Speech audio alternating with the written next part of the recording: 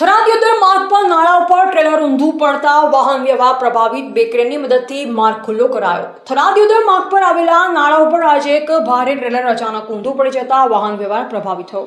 ઘટનાના પગલે માર્ગની બંને બાજુ વાહનોની લાંબી કતારો લાગી અને મુસાફરોને ભારે હાલાકીનો સામનો કરવો પડ્યો.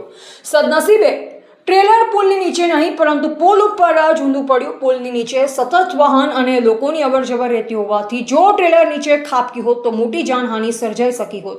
સુરક્ષાના ભાગરૂપે પોલીસ દ્વારા તાત્કાલિક વાહન વ્યવહારને એકતરફી કરવામાં આવ્યો અને ટ્રાફિક નિયંત્રણની કામગીરી હાથ ધરવામાં આવી. ઘટનાની જાણ થતાં જ પોલીસ તાત્કાલિક સ્થાનિક તંત્ર અને સંબંધિત વિભાગના કર્મચારીઓ સ્થળ પર પહોંચ્યા. ભારે ટ્રેલરને રસ્તા પરથી હટાવવા માટે બે ક્રેનની મદદ લેવામાં આવી.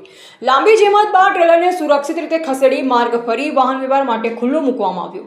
આ ઘટનામાં કોઈ જાનહાનિ થઈ નથી, પરંતુ તેના કારણે કેટલાક કલાકો સુધી વાહન ચાલકોને ભારે ટ્રાફિકનો સામનો કરવો પડ્યો. થરાનગરમાં છેલ્લા કેટલાક સમયથી વધતા ભારે વાહનો, સાંકડા માર્ગો, અનિયમિત પાર્કિંગ અને સતત વધતા ટ્રાફિકના કારણે વારંવાર ટ્રાફિક જામની સ્થિતિ સર્જાય છે. આજે બનેલ ઘટનાએ ફરી એકવાર નગરમાં અસરકારક ટ્રાફિક વ્યવસ્થાપનની જરૂરિયાત ઉજાગર કરી છે. સ્થાનિક લોકો દ્વારા તંત્રને ટ્રાફિક નિયંત્રણ માટે કાયમી આયોજન, ભારે વાહનો માટે વૈકલ્પિક માર્ગ, ગેરકાયદેસર પાર્કિંગ સામે કાર્યવાહી તેમજ જરૂરી સ્થળોએ ટ્રાફિક પોલીસની નિયમિત વ્યવસ્થા ગોઠવવાની માંગ કરવામાં આવી છે, જેથી ભવિષ્યમાં આવી પરિસ્થિતિમાં લોકોને ઓછી હાલાકી ભોગવવી પડે. રિપોર્ટર અલ્પેશ ગોસ્વામી સાથે નટવર કે પ્રજાપતિ.